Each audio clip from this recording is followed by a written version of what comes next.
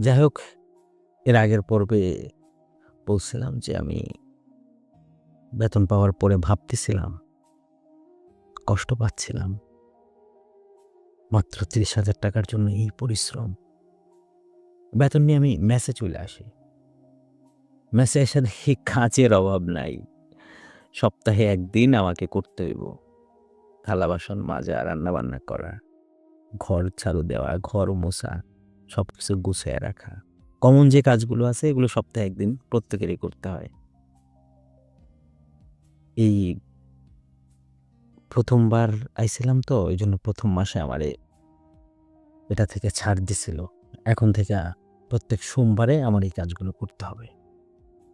কাজগুলো যখন শুরু করলাম, আমার মার কথা খুব মনে পড়তেছে। সব কাজ শেষ কইরা দিয়া